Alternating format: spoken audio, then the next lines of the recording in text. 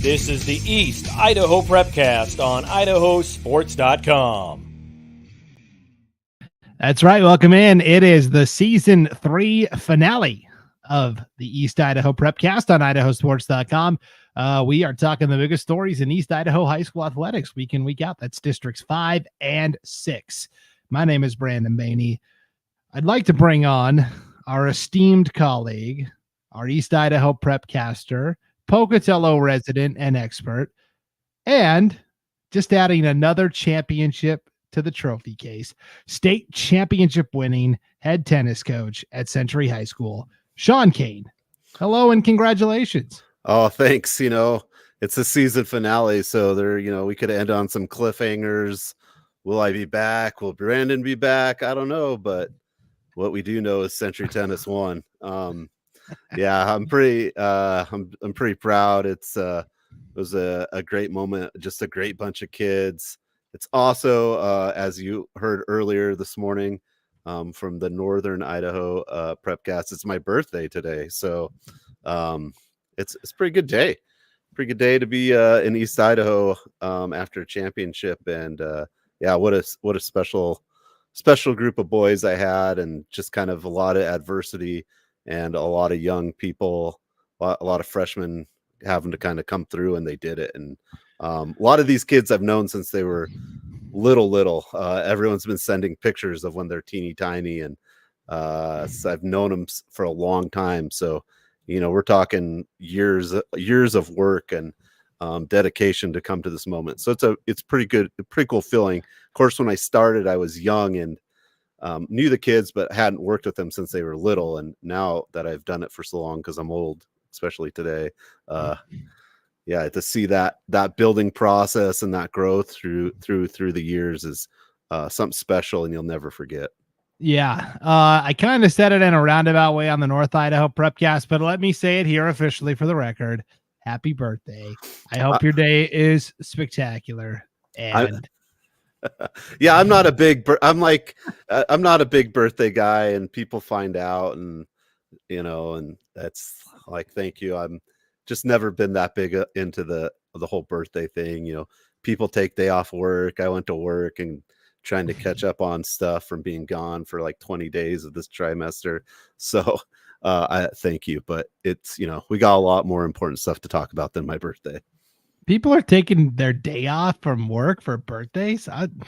Man, I know it's never been an option for me. It's the world we live in. Yeah, me. It's all about me. Hey, really what this show is all about are all of our spring sports champions from the great state of Idaho. We had a lot of team titles. We had some individual titleists as well. We are going to start with tennis because that's right in your wheelhouse, of course. And we're going to start, though, at the 5A level, and we'll work our way down from there, if that's all right. So at the 5A level, and I made cool graphics. So here's what we've got. We didn't have any teams in the mix except for the Highland boys. They ended up taking third place with 26 total points. A lot of it on the strength of your singles champion, second year in a row, right? Braden Johnson from Highland. No, he got third last year. This is his first state championship for Braden. And a 3-set thriller over Luke Purcell from Boise. And yeah, it was amazing. This graphic's great, except for it says 4A tennis. Yes. I the 5A names. Don't pay attention to that. I had to make, I made one of these for every sport. I made That's like 20 crazy. of these yesterday. It was just nuts. So yeah, 5A tennis, not 4A. Braden Johnson of Highland, first state championship, not his second. I'm getting fact checked more than President Biden here. Well, yeah, you'll have to do it for the track, because track, there's so many events and so many winners that it's so hard to keep track of it.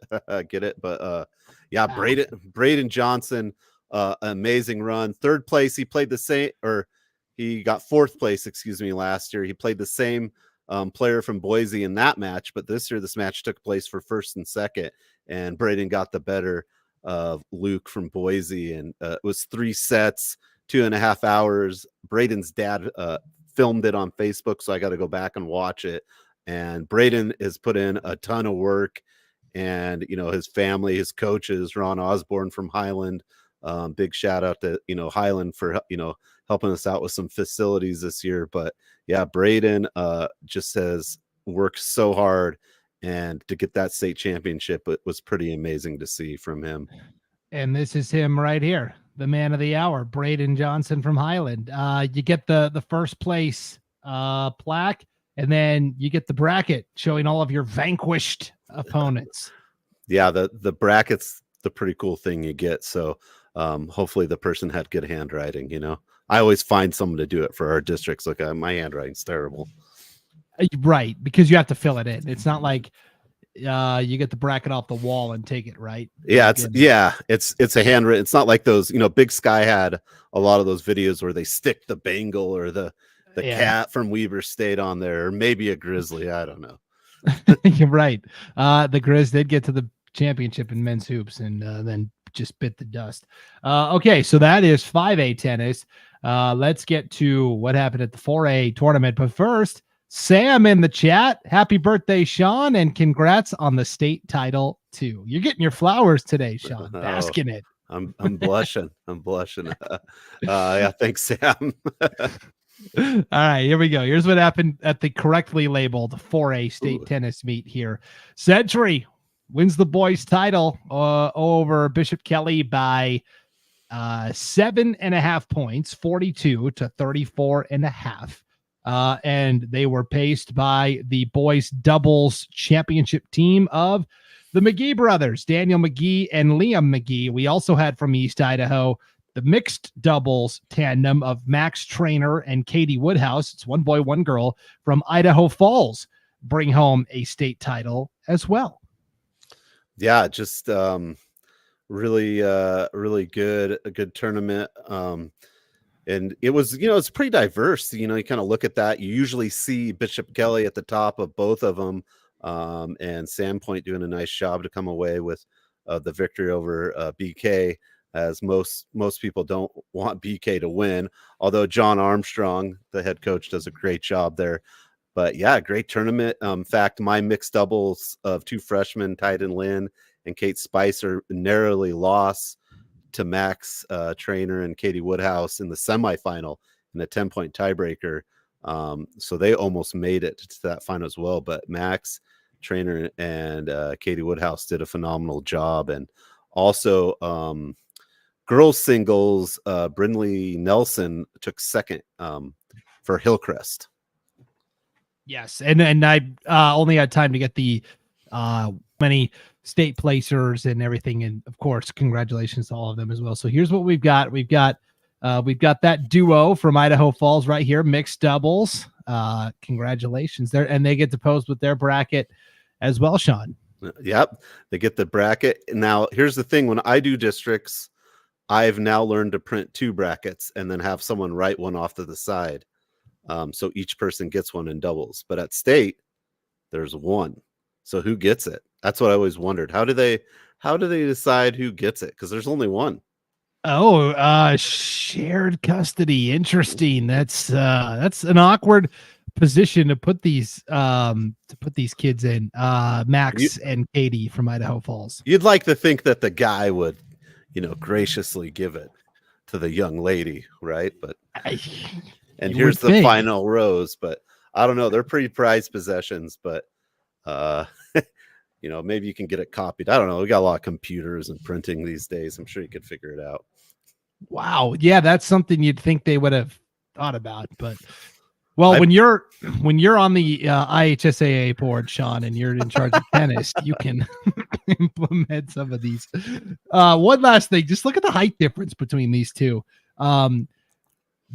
It's probably a benefit to them, but also they probably had to learn to play with each other. Two different skill sets. So if you're taller, you can hit it a little further and stuff. So yeah, Max has got to be 6'1", 6'2", and she's maybe 5'2"-ish. I mean, it's a pretty big contrast. And now playing doubles, if you're tall and lengthy, you can really cover the net, cover a lot of ground. So that's really helpful. But let me tell you, she's no slouch. She does a fair bunch of the heavy lifting for that team. Yeah, so congratulations to Max Trainer and Katie Woodhouse from Idaho Falls. We also have this picture of Idaho Falls with their fourth place trophy, right? Yeah, fourth place. Okay. I only showed the top 3. I guess I should have put the top 4 on the graphic, but here's Idaho Falls with that fourth place trophy as well. Pretty impressive. So yeah. Okay. And then of course our other champion, the McGee boys, Daniel and Liam. Daniel is the older, right? Correct. Senior? He's a junior, and Liam is a freshman. Freshman. Yep. This is Liam's first year of high school tennis, and he's a fiery little redhead. Actually, he's like 6'2", but I remember when he was like way shorter than me. He grew. Apparently, kids grow.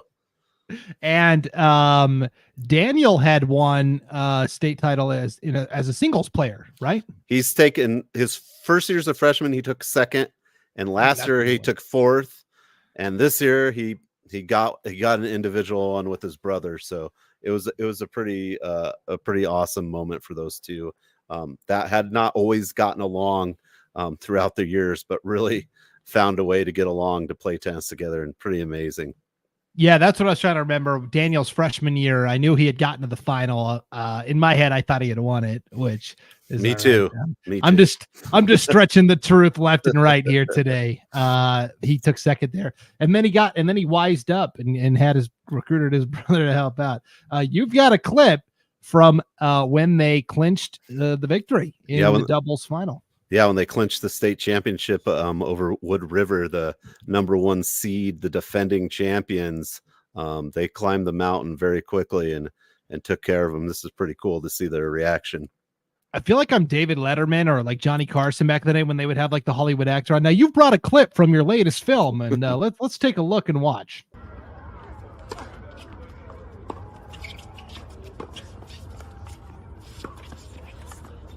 Nice!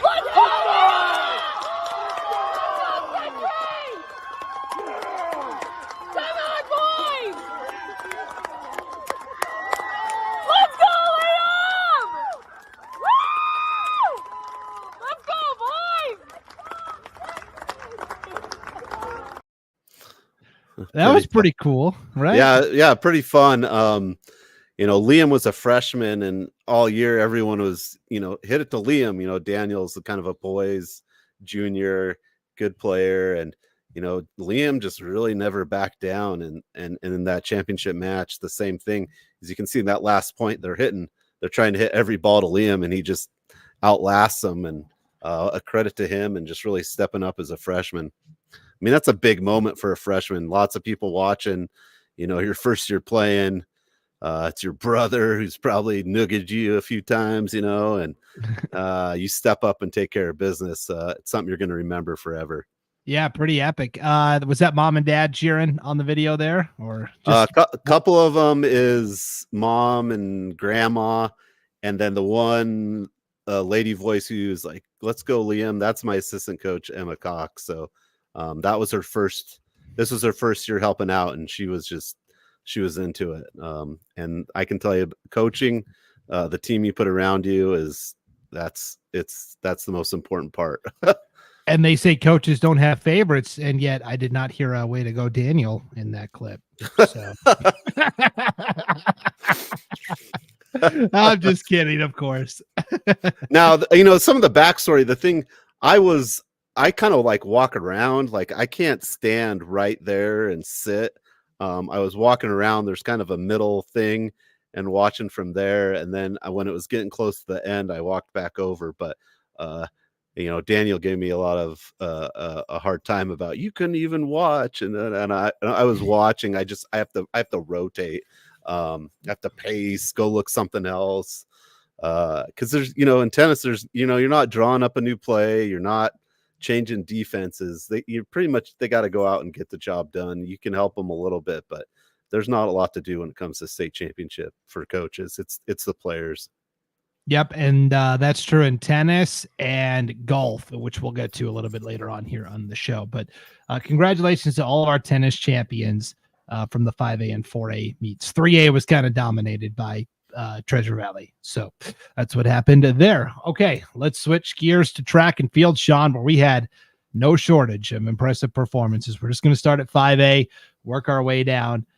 Here is the 5A boys track and field leaderboard. Ignore the team scores. Those are actually the girls' scores. Rocky Mountain won the boys title with 109 points. Boise took second at 107. Rigby finished third with 59 points. So again, that's another mistake I made on the graphic. But outside of that, we had, I think the big storyline was Spencer Van Orden of Highland sweeping the hurdles. He won the 110s and the 300s. His time of 37.66 in the 300s is pretty impressive. But in the 110s, he set a new Class 5A record with a time of 13.90 seconds. Way to go, Spencer Van Orden. Yeah, Spencer Van Orden, it was phenomenal. That was kind of the talk of the town as we were ending our weekend in Boise about how well he had done at the hurdles and that new 5A record. So congratulations to him. Yeah, and really, Marlo Herford for IdahoSports.com wrote a fantastic recap of everything that happened at state track. And in that, she had a chance to talk to Spencer Van Orden after his 2 wins. And he said, look, East Idaho was brutal this year in hurdles. In fact, if you look at the top 3 placers at state, he beat out a pair of Rigby guys, Eli Taylor and Cody Cordingley, and then Keenan Humphreys, all from Rigby. They went 1, 2, 3. It was Van Orden 1, Taylor 2, Cordingley 3 in the 110s, and then it was Van Orden 1, Taylor 2, and Humphreys 3 in the 300. So that is 4 hurdlers from East Idaho that are all right there. And then we'll show them in a second here. Mason Edwards from Hillcrest won his hurdles races at the 4A meet, and they competed with Hillcrest a lot this year at some of the bigger meets as well. So Spencer Van Orden had to get better because of all of the hurdling talent at Rigby and Hillcrest. Yeah, that's just amazing. I will tell you this little tidbit, Brandon. The Rigby track team shared a hotel floor with us this past weekend, and they were boisterous, no doubt. Yeah, well, good reason. I mean, they had a lot. They had a 3rd place finish on the boys' side. The hotel I stayed at, the classic Holiday Inn Boise Airport, where the Idaho sports broadcasters stay. I was down there for state baseball. I had 2 track teams in my hotel as well, Wood River, but also Highland. Highland Track was at the same hotel I was at. So. And Highland Tennis was there as well. So okay. It could have been both that I saw there, but yeah. I was just down the road from you a little bit. And you didn't even come to visit. Nope, I was on the tennis court, baby. It wasn't like you were busy or anything. Okay. The other championship came for East Idaho, or noteworthy performance came in the 4x1 relay. You'll see here that Rocky Mountain won it with a time of 41:19. That's a new all-class record. Rigby actually took 3rd in the 4x1 and ran a time of 41.64 seconds. That also would have been good enough to set the new all-class record. So your top 3 finishers in the 4x1 all bettered the previous all-class mark.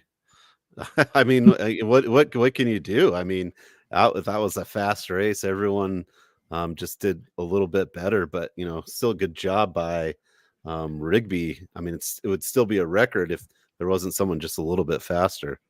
Yeah, it was a great weekend for 5A boys track and field. Even better on the girls' side, Sean. We didn't have anybody in the team race necessarily, but we had 4 different champions from East Idaho. I think probably the name people will recognize immediately is Abby Scott from Rigby in the pole vault. She cleared 13 feet 4 inches, and then she went for the record. They raised it up to where the record was. She had a shot at it, didn't hit it. She said, I couldn't have asked for anything more. Just a shot to try and break the record and a championship. So Abby Scott clears 13.4, which is big league in the pole vault. Elena Davis of Rigby wins the discus.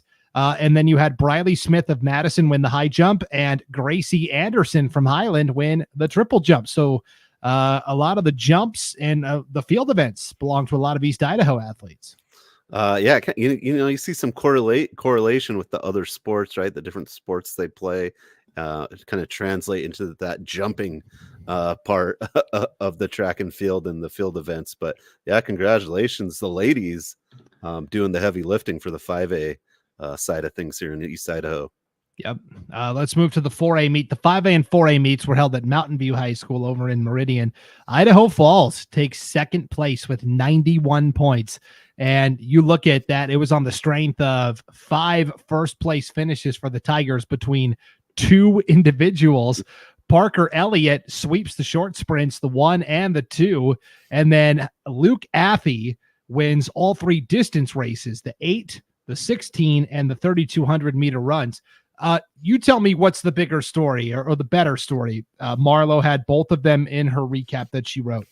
Parker Elliott, who only came out for track because he's a football player and they discovered he's got some pretty decent speed, and the coaches told him, like, yeah, you should probably go run track. That'd be a good usage of your resources. Had never even tried track before. It comes out and sweeps short sprints.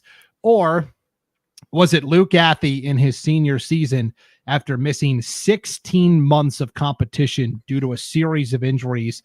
He had one at state as a sophomore, missed his entire junior year, comes back his senior year, and not only comes back to compete, but sweeps the distance races. Oh man, what a question, right? I am gonna have to go with Luke just because we've talked about him and coming back from that injury, and I remember talking about it last year, and just what an incredible journey he's taken, and to come away with 3 state titles, all the distances, right? That's grueling. That's a grueling day to get that job done. I can't imagine what that takes after not even really running for a whole year. So I'd go there. But I mean, Parker Elliott, that just from not really running to being, because you kind of think of the 100 as like the fastest, right? If you win the 100, you're the fastest person in the state, right? So that's kind of an incredible story too. Kind of, okay, I guess you're fast, go do this, and and to win the 100. I always like the 100. I think it's kind of the premier kind of event for me in track and field anyways. Yeah, I think in track it really is, to a casual observer, it's the 100 and it's the mile, right? Those are the 2 races we think of immediately, the mile, right? The 1600. And so to have an Idaho Falls Tiger win each of those, that's pretty good. We also had Mason Edwards of Hillcrest, as I alluded to earlier, sweep the hurdles races, the 110 and the 300 hurdles. So way to go, Mason Edwards. All right, even more star power on the girls' side. 4A, where you had Preston take 3rd place overall, only 9.5 points away from 1st place. This was a tight team race. Skyview wins the 4A title with 72 points. Twin Falls 2nd with 70. Preston 3rd, though, 62.5. Way to go, Indians. Yeah, from what I understand, obviously I couldn't attend, but the districts, District 5, Preston, Pocatello, and Century, that was a pretty, you only have 3 teams, but that was a pretty heated district, battle. A lot of good runners on Pocatello, a lot of good runners on Century. But Preston, to come within so close of winning the title, is pretty impressive. Yeah. I really think. And for Preston, here's who Ellie Jepson won the 400 with a time of 57.16 seconds. They won the 4x4 relay with Angeli Scott, Anna May, Marin Leffler, and Ellie Jepson running anchor. And then they won the sprint medley relay as well with Haven Holyoke, Taylor Wakely, Anna May, and Jepson again running anchor. So Ellie Jepson had 3 first-place finishes for Preston. That was matched only by Neela Roberts of Skyline, and what a career. It's officially done now at Skyline High School. She is, when we look back on it, she will be one of, if not the best long distance runners in Idaho high school history. I hope everybody really appreciated what they saw from these last 4 years with Neela Roberts. Earlier this fall, she became the first girl ever to win 4 cross country championships individually in all 4 years of high school. No girl had ever done that before. And then here, Sean, in her vital track and field competition, She not only goes out and wins the 1600 and the 3200, which we expected, she won the 800 as well. She won all three of the distance races. And oh, yeah, by the way, in that 3200, she set a new all class record. And it was her fourth consecutive 2-mile title as well. Yeah. So that's 11 state titles. Is that the calculation?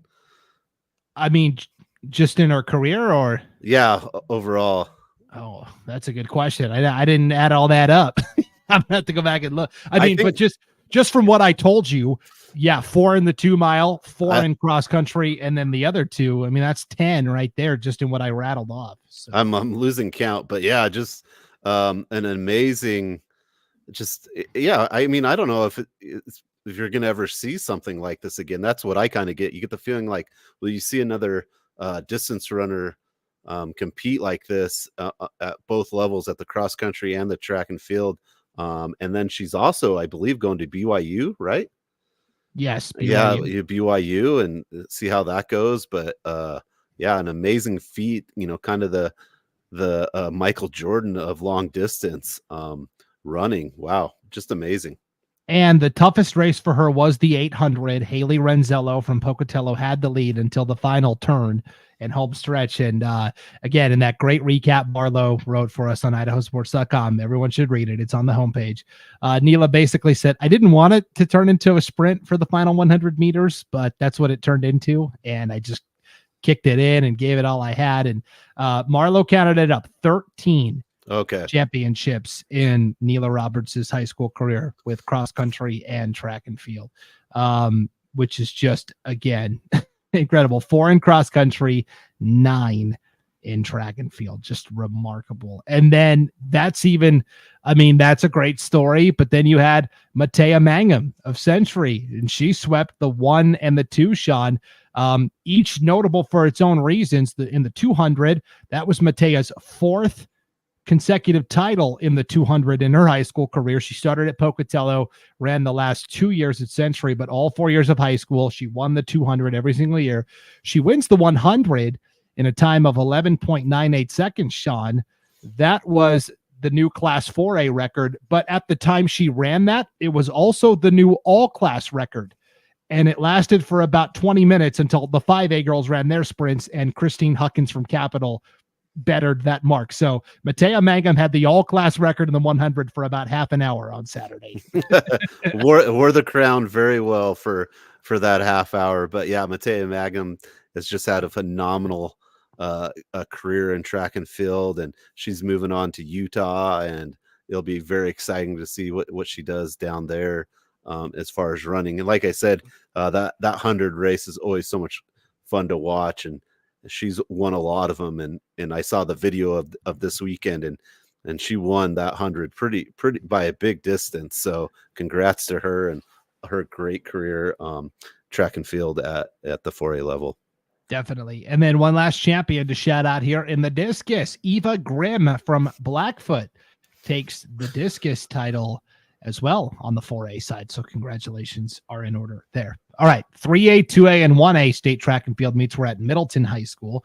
Let's start with the 3A boys. Nobody in the team race really, but what a track meet it was for Corbridge Bastion of Marsh Valley, your state champ in the 100, your state champ in the 200, and he ran the anchor leg on Marsh Valley's state title winning 4x200 meter relay team, along with, he ran the first leg of that 4x200. His twin brother, Christian Bastion, ran the anchor leg. And then in between, Wyatt Marshall and Benjamin Carter also contributed there. So Corbridge Bastion, 3 gold medals back from the 3A state meet. Pretty good.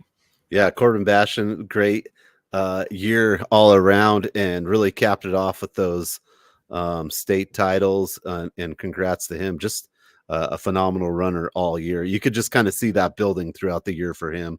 And he really showed what it was all about at state.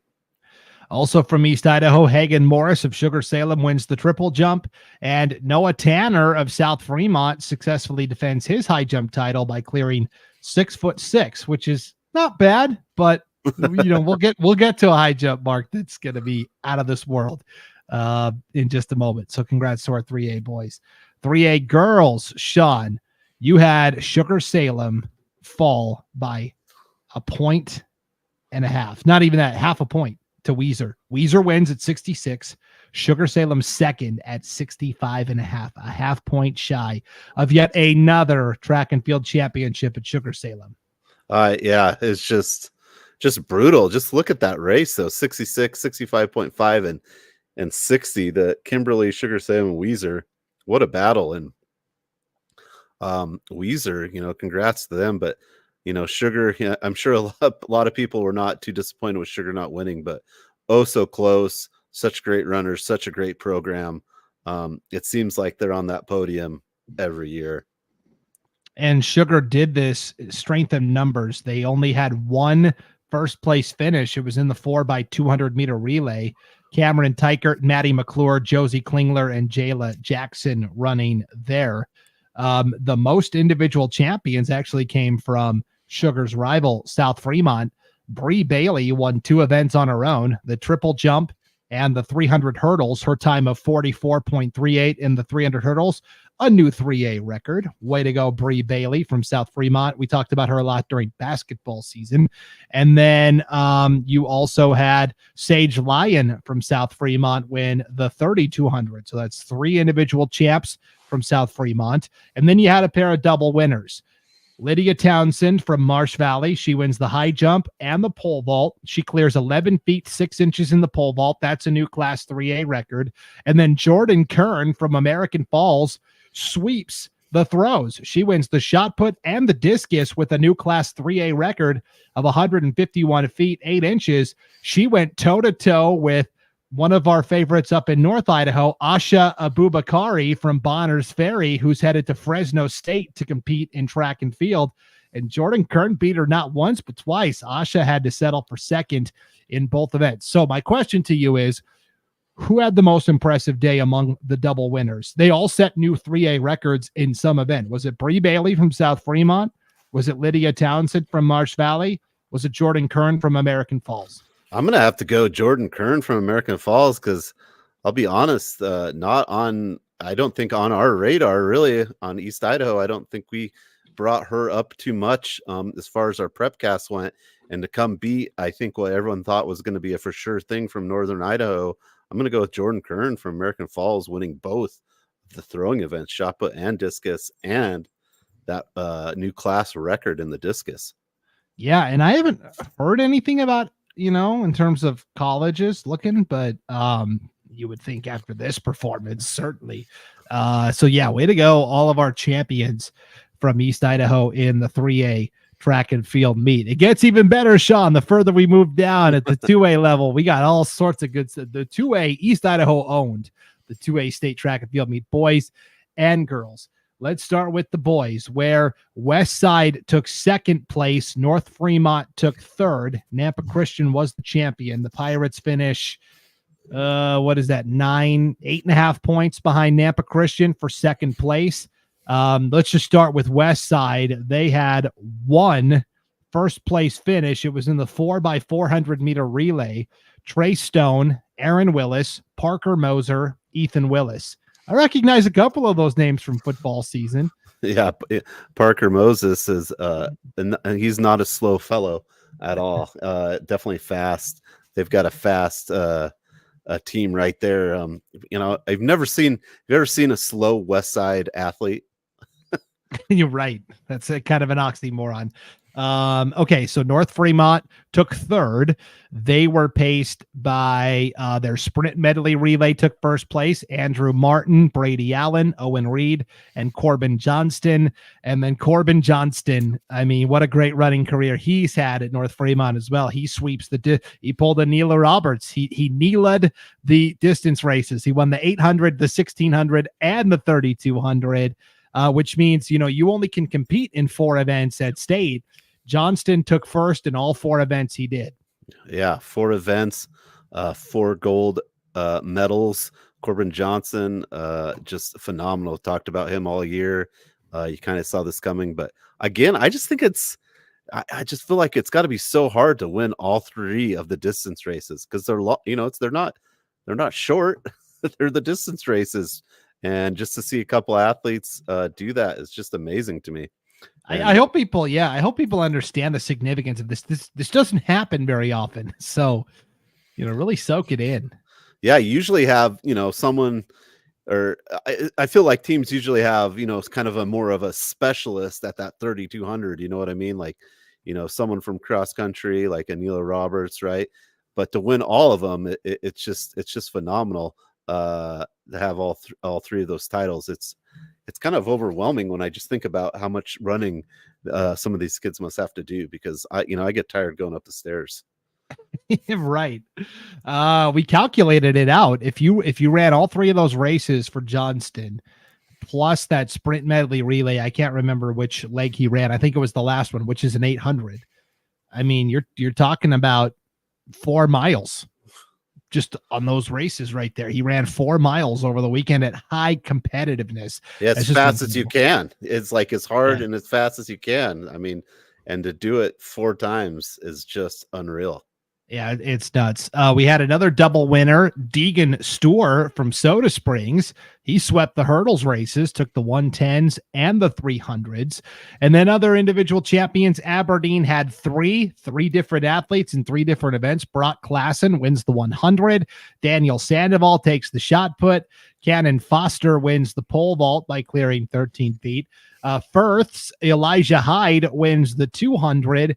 And we saved the best for last year. Christian Bush of Bear Lake wins the high jump. Now, we thought he would coming in. He was the defending champion, but nobody saw this coming. And if they do, they're lying to you. Maybe Christian and some of his Bear Lake teammates and coaches, but nobody else saw this coming.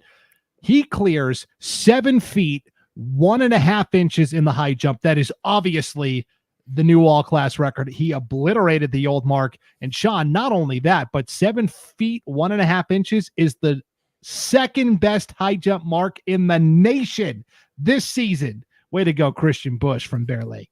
Yeah, and I saw the video of that, and he did it pretty flawlessly. Like, it looked like he could even have went a little more with how good of his run and his jump was, Christian Bush on that. But yeah, I remember seeing this number come in, and I know I have some track friends that from ISU, and they're like, "How much did he jump?" I'm like, "Yeah, he really jumped." Kid from Bear Lake, 7. Most people just put out 7, which is in itself enough, but 7.15, unreal. I mean, it's just incredible. I'm still just wrapping my head around it. I feel like he could do a slam dunk contest easily. Oh, yes. I mean, he's a pretty tall guy, and it's seeing him jump like that, man. He's going to get some looks from colleges, I think, if he hasn't already at this point. Yeah, pretty remarkable. So, congratulations there to all of our 2A athletes. And then Sean, so far in this rundown of spring sports champions, we've only had the one team champion so far, right? Century Boys Tennis. Well, you're going to have a little room at the top of the leaderboard here, because the Soda Springs girls bring home the 2A track and field title. Really run away with it. I think what was most impressive is East Idaho took the top 3 spots here. Soda Springs 114, Firth 72.5, Malad 72. The Dragons got edged out by a point or a half a point for second and third place. What's even more impressive is you didn't see it, but the top 5 spots all belonged to East Idaho teams as well.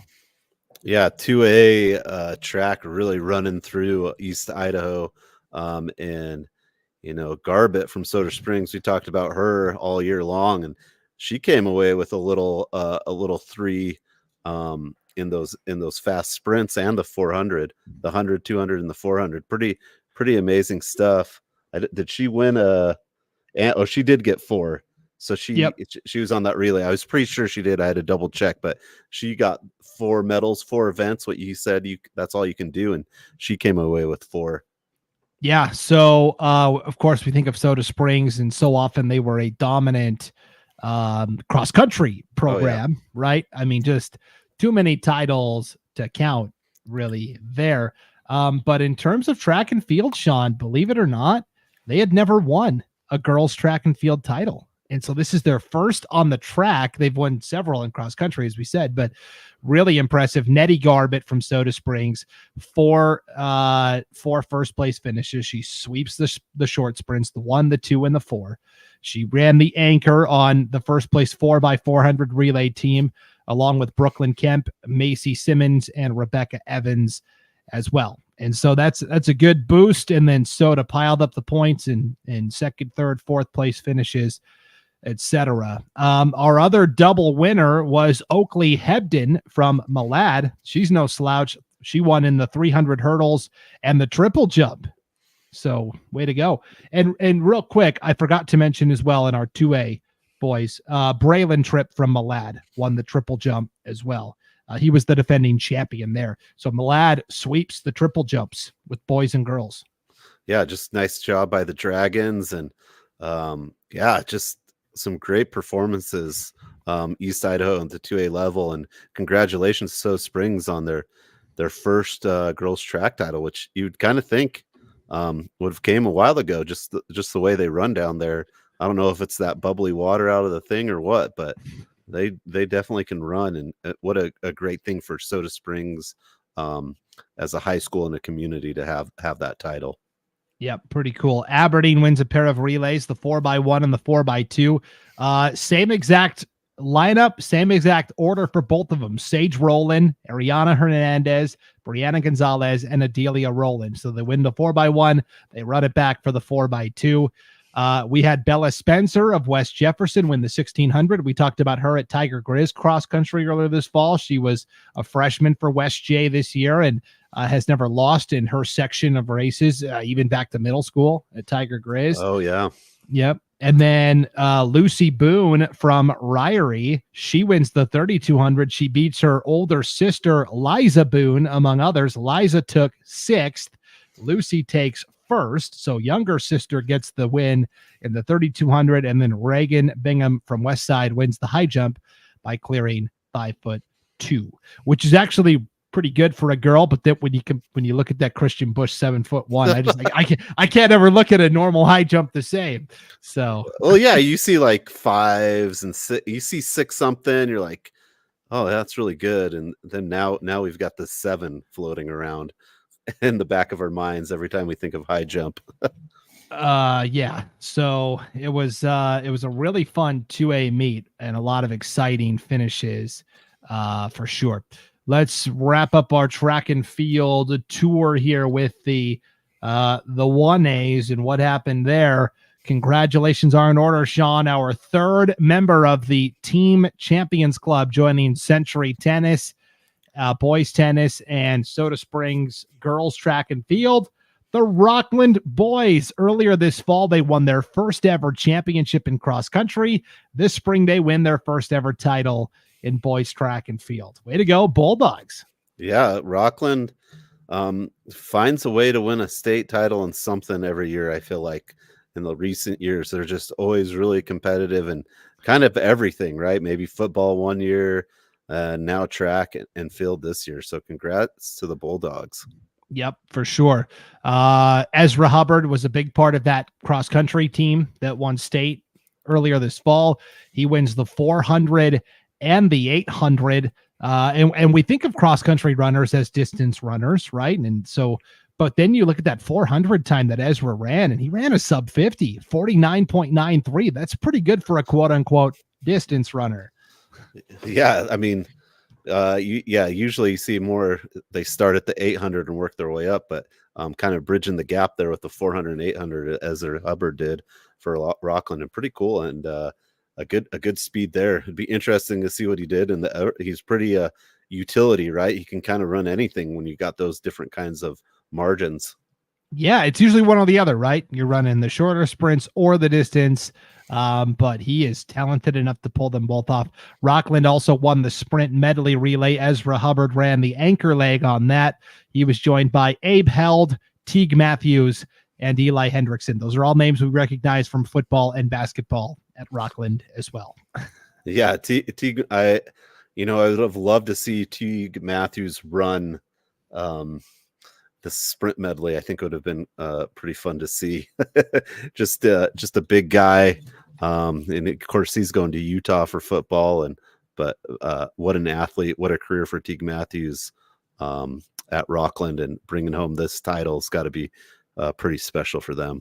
Yeah, and the sprint medley relay, it's essentially a 200, a 200, a 400, and then an 800. So you're running basically the first two guys, Abe Held and Teague Matthews, equals 1 lap. Eli Hendrickson runs his own lap, and then Ezra Hubbard's got to run 2 laps. You're running a mile, basically, amongst all of the guys. So congratulations there. It's a lot of running. Okay, girls' side, just only one athlete to highlight here. Freshman from Chalice, Lily Stebbins. Not only does she get to state as a freshman, not only does she win the 300 hurdles as a freshman, she wins a second event as a freshman, the high jump, and in the process sets a new Class 1A record, clearing 5 feet 8 inches. Way to set the bar high. First state meet ever, Lily Stebbins. Yeah, two difficult events, right? I feel the 300 hurdles is one of the most difficult events, right? And to do that as a freshman, wow, amazing. And the high jump as a freshman, you usually see kind of upperclassmen, kind of take the reins of the high jump. So 2 events, usually don't see freshmen kind of come in and steal the show, but congratulations to her and Chalice. Yeah, it's a really awesome moment for them, for sure. And that is what happened with track and field. And again, so many others that placed and got points. And we just, you're underneath your name here on the screen, it says 9 times because you're a 9-time champion in tennis. We would be here for 9 hours talking about all of the athletes that placed from state tracks. So. Absolutely. There's so many. Because we still have 3 more sports to cover. Let's go to golf, Sean. Let's hit the links here and recap what happened in 3A and 2A golf. We'll start with the 3A boys. This was up at Twin Lakes Golf Course in Rathdrum up in North Idaho. Nobody really in the mix on the team side, but we did have 2 individuals crack the top 10. Bjorn Lindquist from Teton took 4th. And then Gavin Gemlich from Sugar Salem snuck in there at number 10 as well. Lindquist, shows you how good the top golfers were. Lindquist took 4th. It was still 12 strokes off of the 2 leaders at the top. Yeah, it was just a tough field. You had some good golfers, and to be 4th and be that far. Usually, 1, 2, 3, and 4, it can be, a couple or 5 strokes. So a big difference there. Yep. We did have on the girls' side, 1 East Idaho athlete hit the top 10 from Teton. Sadie Bagley took 9th overall at 193. And again, for comparison, you look at the champion, Braylon Bayer from Bonners Ferry, who's going to Weber State, I believe. That was a full 30 strokes behind the champion. Shows you how dominant the top of the pack was. Yeah, again, they had to do a playoff for that top spot, and you see those 4 top scores there are a lot more closer than the last graphic we just saw. 4th is only 3 strokes behind, so very dominant performance by the Bonners Ferry team. But congrats to Bagley on cracking the top 10. Yep. And then we wrap up with the 2A girls golf tournament. This was at Circling Raven Golf Club in Worley. They host professional events there. I had somebody tell me on Monday night, I was talking with the men's group at church, and they told me to play around out there at Circling Raven is like $300. Oh, wow. So if you're a high school kid, now I don't know if that's true or not, but that's what I was told. So if you're a high school kid and you got to golf there, really cherish that. That's a pretty special moment. Grace took 3rd in the team race, which is awesome. Way to go, Grizzlies. And they had 2 golfers crack the top 10. Cameron Mansfield from Grace took 4th. That was the highest place for an East Idaho golfer. She only finished 5 strokes off of the state champion from Ambrose, so she was right there. And then you had Carly Christensen from Grace, who we recognize from basketball season. She took 9th. We also had Oakley Peck from Soda Springs take 7th, and Bindi Frost from Chalice take 10th. Yeah, great job. Golf still happens in the fall for the these lower divisions, and a nice job by Grace. There's some good articles about that Grace golf team, and just a nice job. And Grace just had one heck of a year in all sports. You know, they had just an amazing year, and so you really have to give it up to the Grace Grizzlies this year in sports overall. Yeah, don't they always? It seems like they're always right there. It doesn't matter what the sport is. So that's true. Way to go, Grace Grizz. All right, let's go to softball, Sean. I've got the brackets and everything that went down. Again, we're just going to start 5A and run through it. Here is the 5A state softball tournament. Pretty surprising, I'm not going to lie. Thunder Ridge, the number 2 seed, went 2-0, and they were done. Yeah, I mean, many people had kind of thought you would see maybe Owyhee Thunder Ridge in the final. Only half of that happened in what people thought might happen, but yeah, a little disappointing run for Thunder Ridge, but they still had a great season. And you know, I think they'll be back in the hunt again next year. At least Thunder can say they lost to the champs right away. Bora, the number 7 seed, did win their first softball championship in school history, and Thunder fell in that game 5-1. 4A tournament, Sean. Pocatello did it 1 year after they were the team that had to be beaten twice in the championship. Skyview came back around the back end of the bracket and beat Pocatello not once but twice to steal the title away from the Thunder. This year, Pocatello was the team that had to travel through the back half of the bracket. They come around to face Big Bad Bishop Kelly. The Bomb Squad is what they call their softball team because they just crank homers like nobody's business. And so Pocatello comes through and beats the Bishop Kelly Bomb Squad not once but twice to win the softball championship. First game, I think, really caught BK by surprise. They came out and won 15-2, and then they won the second, if necessary, championship game 3-1. Congratulations, Thunder and head coach Josh Naylor. Yeah, Pocatello really came out in that first game, and that's what people are talking about. The bats are flying 15-2, and a much more close contested game for the true championship 3-1. But yep, the Thunder being the spoiler this year after they got spoiled last year, and pretty nice to see a great group of kids there able to come away with Pocatello's first ever softball championship. Brandon, in the pit, you've been to the pit in Pocatello. They've kind of got the old-fashioned painted on numbers of the state championships, and this week they pulled off the piece of paper and put the 2024 underneath softball, which had been empty forever until this week. Cool. What a cool moment that is for the Thunder. That is awesome. You also had at state Hillcrest and Blackfoot from District 6. Hillcrest got all the way to the third place game, essentially. I mean, the game for third and fourth. They lost to Twin Falls by a run, 7-6. And if Hillcrest could have gotten through that, Hillcrest and Pokey would have been very interesting in that third place game. But Hillcrest has to settle for fourth. Blackfoot went 2-0. Kind of surprisingly, they lost a slugfest to Twin Falls, 12-11 right away.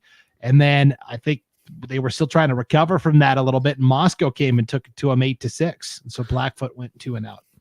Yeah, you know, the last time we met was a few weeks ago, and we kind of talked about Blackfoot being kind of the team to beat, and I believe Hillcrest ended up winning districts, coming back to beating Blackfoot twice.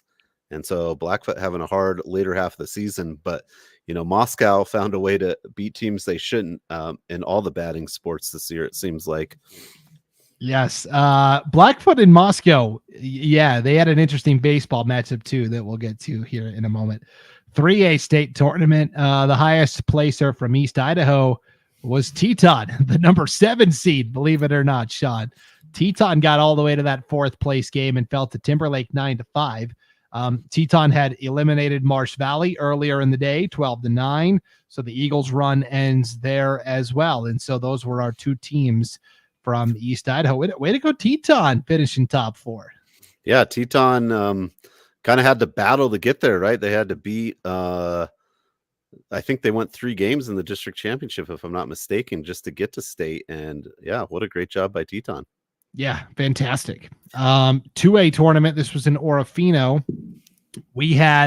This was the most surprising to me, was Malad falling in the championship to Coal Valley Christian. I'll try to find it. we did some fun picks. We made like our softball pick six ahead of the state softball tournaments, and a couple of people picked Cole Valley Christian, and we had a Malad fan come on and kind of basically put the stats out and like, yeah, well, here's what Malad's done in softball history. So good luck going against the Dragons. A second place finish, of course, is still remarkable. I know it's not what Malad wanted, but just the fact that somebody knocked them off, I'm still kind of, trying to wrap my head around this.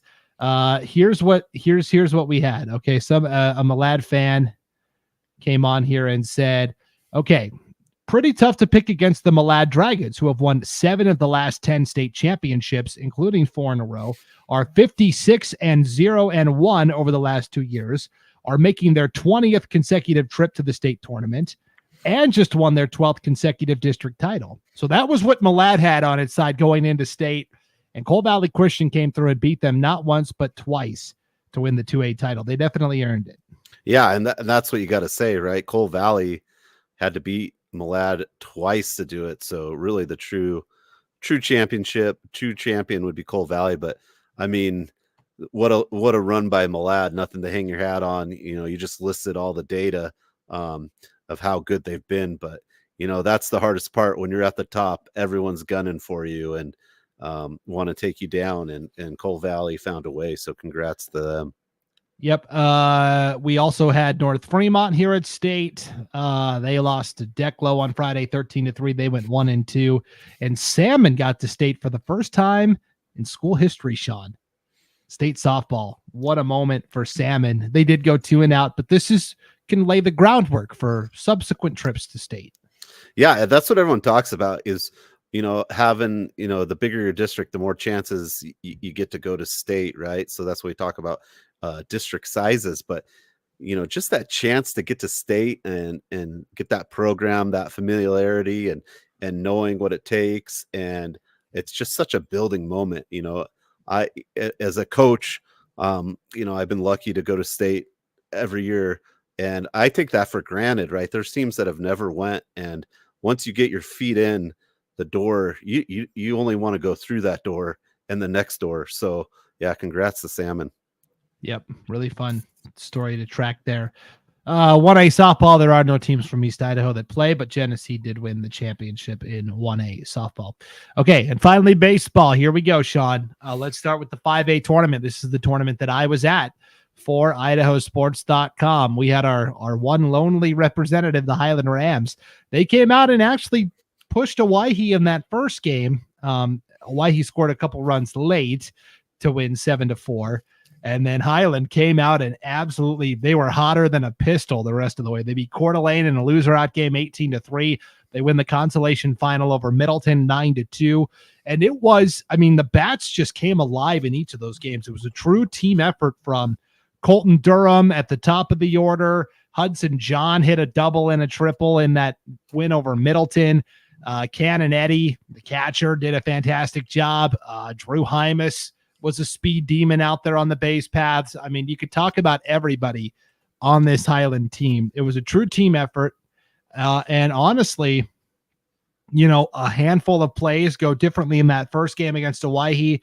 Who knows how this goes for Highland? Yeah. And you can correct me if I'm wrong. You were there, but Highland was up 3-1 in that game against Owyhee. And yes, just a couple runs and a couple different innings made the difference. And Highland wasn't able to hold that lead, but dang near on the edge of winning that that game. And if they win that game, if the bats keep rolling like they did in the consolation rounds, who knows what happens. Highland, by winning that consolation trophy, brings home their first trophy from the state baseball tournament in a decade. 2014 was the last time, and it was the consolation title. So they end the decade-long drought of no trophies from state. They've been to state almost every year in that time. They just have always gone 2-out or have lost in that consolation game. And so for Highland, this was really good to see. Yeah, Christian Colonel talked about that, how they'd went 2-out so many years, and he just the team was not willing to do that again. And he talked a lot about how the a good mix of underclassmen and seniors we're not just gonna go out. They didn't give up. It's just like basketball. This bracket is very similar to a basketball bracket. It looks identical, right? When you lose on that first day, it's so hard to come back and keep that competitive edge in the second day. And Highland did, and you really have to tip your hats to them. Yep. It was really fun to watch them go out there and compete. Okay. Let's go to the 4A state baseball tournament. This is where we had an all East Idaho third place game, Blackfoot and Bonneville for the 5 millionth time. I'm just kidding. They played 3 times in the regular season. They played 3 times at districts, right? In the district best of 3 series. So I believe this was game number 7 at state for third place. Blackfoot won that 6-3. The other side of that story is, of course, they both fell in the semifinals. Blackfoot earned a very late 2-1 win over Pocatello in the opening round to send the defending champs to the consolation side of the bracket right away. Then they fell to Moscow, the eventual champs, 8-1 in the semifinals. For Bonneville, meanwhile, they had the upset of the tournament. They were the number 8 seed. They were taking on a Skyview team that was like 21-2 coming in. Lincoln Stewart, the sophomore, pitched phenomenally well for Bonneville in the upset. They win 6-4, and then they get shut out by Bishop Kelly 9-0. So for Blackfoot and Bonneville, and even Pocatello, who got to the consolation final against Skyview, 3 very different journeys for the 3 teams, and all 3 probably walk away with, like, for example, Pocatello, the defending state champs, probably disappointed that they only got to the consolation final, whereas Bonneville has to be feeling ecstatic, even though they don't technically come home with the trophy for finishing 4th. Yeah, and I talked to some coaches, and everyone was like, yeah, Skyview's going to win 4A this year. Stamp it, mail it. It's got to go through Salt Lake. Then it comes back to Pocatello or whatever, to Boise. But yeah, Bonneville coming away with, that win in itself, maybe one of the biggest upsets in the baseball, any classification that I can think of. So congrats to Bonneville.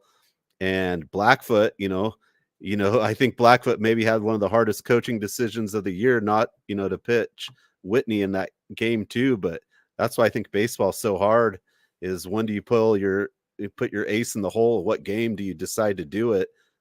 It's so difficult. Nothing to hang your hats on there. And, difficult for Pocatello, but congrats to Moscow. I don't know if many people, maybe you guys did up north, had them on the radar of winning this whole thing. So what a phenomenal job.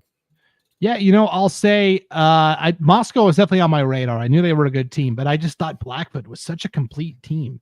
And so I just, you got to tip your hat. That was a great tournament for the Bears. So congrats to all 3 of our East Idaho teams there. Okay, so in terms of team champions, Sean, we've got Century Boys Tennis, Soda Springs Girls Track and Field.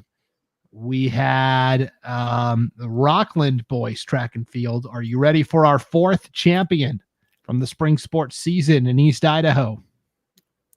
Actually, and Pocatello softball. Yeah, Pocatello softball. And now it's time for champion number 5. And it's the first one in school history, believe it or not, for a school that all they do is win. The Sugar Salem baseball team wins the state championship over Homedale. Yeah, what a journey for Sugar Salem. First of all, they started off with some tragedy and started kind of slow, and then I think they won like 17 games in a row at one point to win out the tournament. They hadn't lost since early on in the year. So Sugar Salem finding a way to win, not surprising, but definitely an amazing job by them. This game was wild. I mean, honestly, if you look at this bracket, and I know the last game isn't filled in on it, but Sugar literally won by like almost the bare minimum. Like they scored their 3 runs came by a total of their 3 wins came by a total of 4 runs. They beat South Fremont 7-5. They beat Fruitland in the semis 4-3. They beat Homedale in the championship 10-9. I mean, the minimum, the lowest amount you could win by is 3 games by 3 runs. They won 3 games by 4 runs. So it was nail biters all the way. That championship game was wild, Sean. We went to the 7th inning with Homedale leading by the score of 9-6. And Sugar Salem stages the rally. Homedale all of a sudden forgot how to play baseball. It's like the Sugar curse with this Homedale team. They just melt for some reason. Whenever they play Sugar, they've played them in 5 million football championships and have never won. And here they were up by 3 runs, and Sugar scores 4 times to walk it off and beat Homedale. Just remarkable, right? Yeah, it's unreal. And how many times at the end of a season are we talking Homedale and Sugar Salem in some sort of final or some sort of semifinal? And yeah, just amazing, to win by 1 run to get that first baseball championship in school history, which is kind of hard to believe. I can't believe it's their first. That's kind of I'm having a hard time believing that, but yeah, so cool. And I'll correct myself. They took a 14 game win streak, so they did win 17. So I was right. Yeah, 17 in a row to finish off the season. Sugar did. Yeah, and let me just real quick correct this championship. I got that a little bit wrong. Sugar was the visiting team, so it was the top of the 7th, and they were trailing by a score of 7-6. Okay. And Sugar scores 4 times to go up 10-7. Then in the bottom of the 7th, Homedale gets 2 runs across, and they've got the tying run on base. They can't hit him in, and they finish a run shy, 10-9. One fun thing I did learn from Logan Green, our 3A state tournament broadcaster, the people in Homedale kind of joking, but maybe kind of not. They try not to swear over there, and every time they want to say a swear word, they say sugar. Sugar is their swear word. Yeah, pour some sugar on it, right? That's right. I mean, that's just crazy. So congratulations to Sugar Salem, the baseball champs. You mentioned the story, Mac Chappell, former Sugar Salem baseball player, former Sugar Salem student, had been serving on his mission with the Church of Jesus Christ of Latter-day Saints. Passed away at the age of 19, kind of suddenly. It was kind of very surprising. He had 2 brothers on the team this year, and each kind of contributed in their own way, but both were important, and they don't win without the 2 brothers. There's Will Chappell, and then who's a junior, and then freshman Sam Chappell. So it was a pretty emotional weekend for Sugar Salem baseball. And not to bury the lead here, but South Fremont, who had lost to Sugar 5 billion times in the regular season, almost beat him. They pushed him. I mean, Sugar won 7-5 in that opening round game. South Fremont got all the way to the consolation final and lost to Parma 7-0. Marsh Valley, the defending champs, go 2-out, Sean. They lose to Kimberly 4-0. They lose to Parma 9-6. That might have been the most surprising thing. Yeah, that you kind of thought Marsh Valley would have done a little better, but when I saw this bracket come out and saw Marsh Valley got a 5 seed, I thought that was a very hard place to be in for this tournament. Kimberly's good. On the other half of that, you have Homedale Parma, and Parma is the 8th seed, but I don't think Parma was a bad team. I think they're just in a that tough conference there. So I just, when I saw this, I thought Marsh Valley did not get lucky with this draw, but you have to give credit to Sugar. They won every game so close, found a way to win. And yeah, and South Fremont also having a pretty good tournament, but Marsh Valley 2-out. You would have probably not predicted that. I think some of you guys predicted the Eagles to win it all. Yep, it was pretty remarkable. So that was a fun 3A tournament. And then the 2A tournament, Sean, to wrap up here with baseball. This was at Hallowell Park in Pocatello. Just as an aside, talking to Paul Kingsbury, he was there broadcasting with Scott Burton. Malad ran this tournament, and their athletic director, Dallin Rupp, and Paul said, we had a great time. Malad took care of us. Dallin was great to work with. He said it's the best broadcast setup we've ever had at Hallowell Park, because there's not really a place for media and broadcasters to go at Hallowell Park, and they kind of constructed something for them to be able to broadcast. It was really cool.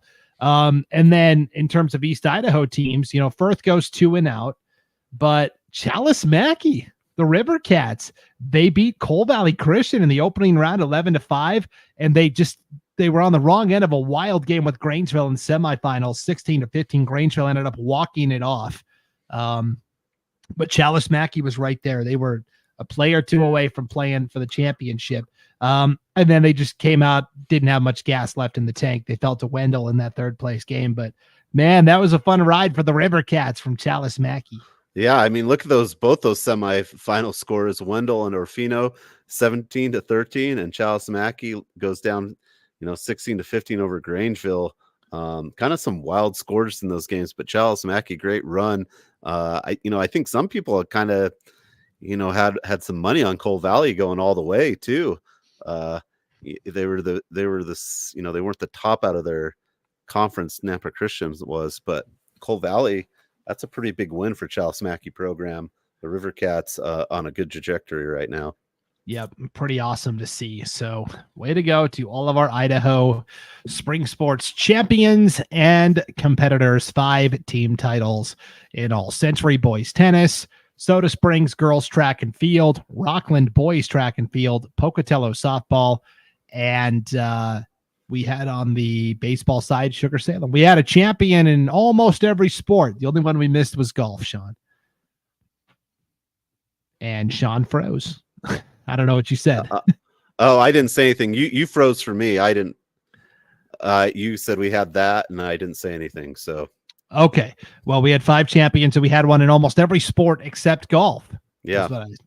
So it's a great spring sports season. Grace is pretty close. Grace did a good job kind of carrying that torch in East Idaho. So get up for the Grizzlies and golf. And golf kind of got a little forgotten here in the spring. So we'll have to keep that in mind as we move forward with the 2 seasons of golf. It's just kind of mixes it all up for us, Brandon. But you're the expert. You'll keep us updated. Yeah, we'll try for sure. So obviously the show went super long. This last one always does because we want to highlight all of the spring sports championships. They all get shoehorned into one weekend. So it is what it is. We appreciate everybody hanging with us and sticking through the long show today. We really appreciate all the support all year long. That's it for the season 3 of the East Idaho Prepcast. Now we'll go into some off-season stuff just because it's summer. We're not just going to go away for a couple months. What we're going to do is every week through the summer, June and July, there will be an interview of some kind in your podcast feed.